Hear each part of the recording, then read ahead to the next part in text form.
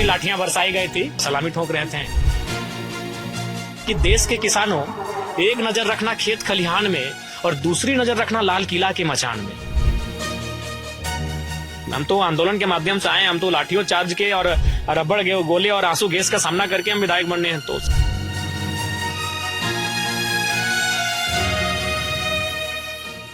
क्या लग रहा, थोड़ा सा अकॉम्प्लिश्ड फील कर रहे हैं? जी बिल्कुल, यही विधानसभा यहाँ से 200 मीटर का दायरा है। आज से 1.5 साल पहले नियोजन नीति जब लागू, मैंने 60-40 का फॉर्मूला लागू हुआ था, तो उसके विरोध में युवाओं का एक आंदोलन हुआ था विधानसभा घेराव का। उस आंदोलन में हम भी आए थे। पुलिस प्रशासन के माध्यम से आंसू गैस, रबड़ का गोला छोड़ा गया था। हमारे कई साथियों को लहूलुहान किया गया था। मैं उस दिन एक काले टी शर्ट में था, उस टी शर्ट को एडीएम महोदय के द्वारा फाड़ दिया गया था जब हमें डिटेन कर रहे थे, पकड़ रहे थे। काफी लाठियां बरसाई गई थी। और आज जब इसी सदन में आ रहे हैं तो एडीएम साहब भी बगल में वो सलामी ठोक रहे थे। तो अच्छा लगा कि यह लोकतंत्र की सुंदर लोकतंत्र में यही जो है जनप्रतिनिधि जो है उसका एक ताकत होता है। बिल्कुल, जनता के प्रतिनिधि हैं। जनता के प्रतिनिधि। तो ये बदलाव हुआ। ये आप आज जो पैर ये आए हैं, तो इसके पीछे आपका क्या बिलीफ है? देखिए, इसके पीछे मेरा बिलीफ और तर्क यही है कि हम उस भारत में रहते हैं, उस झारखंड में रहते हैं जहां लोग आस्था पर बिलीव करते हैं। किसी की आस्था मंदिर से होकर जाती है, किसी की आस्था मस्जिद से होकर जाती है, किसी की पेड़ के नीचे से होकर जाती है। आस्था सबकी है। और जब उस आस्था के केंद्र में जाते हैं तो अनुमन अपने आप को, अपने मन को, अपने तन को साफ रख के जाते हैं, जूते चप्पलों को बाहर रख के जाते हैं। तो मेरा भी मानना है, और इस देश के 5वें प्रधानमंत्री चौधरी चरण सिंह जी कहा करते थे कि देश के किसानों, एक नजर रखना खेत खलिहान में और दूसरी नजर रखना लाल किला के मचान में। तो हम जब खेत खलिहान में जाते हैं, जैसे भी हम लोग के खरिहान हम लोग बोलते हैं, जहां धान को इकट्ठा किया जाता है, तो वहां हमारा नियम है कि हम जूता चप्पल को, उस खरिहान में जब भी हमारी एंट्री होगी जूता चप्पल बाहर रहेंगे। और दूसरा क्या उन्होंने कहा था? लाल किला का मचान, यानी उसका आशय है हाउस से। वो हाउस पार्लियामेंट का हो या असेंबली का हो, तो वहां भी जब हम जाएंगे तो हमें लगता है कि उसी आस्था के साथ जाना चाहिए। बिल्कुल सर्वोच्च मंदिर है।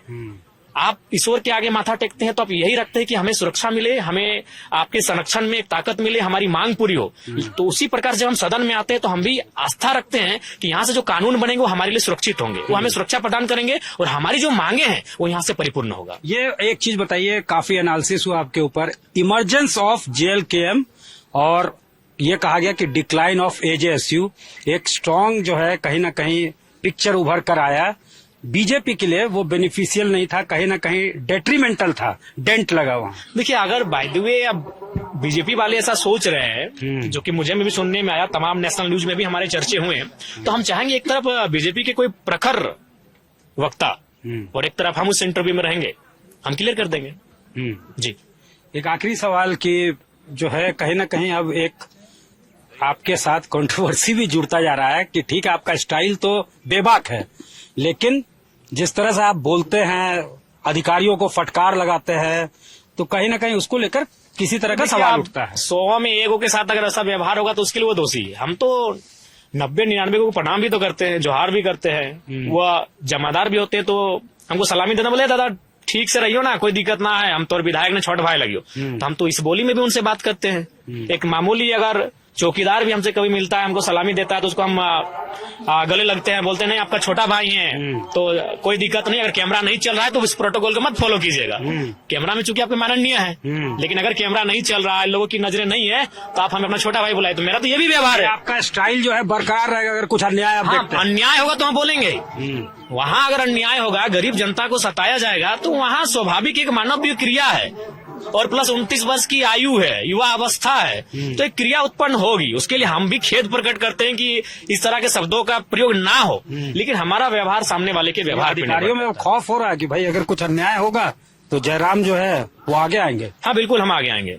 और हम तो मान के आए हैं, हम तो आंदोलन के माध्यम से आए, हम तो लाठियों चार्ज के और रबड़ गोले और आंसू गैस का सामना करके हम विधायक बनने हैं। तो जाहिर सी बात है, हम बिना किसी गॉडफादर के इस पॉलिटिक्स में आए हैं, तो हम तो अपनी बेबाकी से जाने जाते हैं और जाने जाएंगे। हमें विधायक बनने से ज्यादा कहीं महत्वपूर्ण है जनता के अंदर के भय को समाप्त करना, वो हमारा लक्ष्य।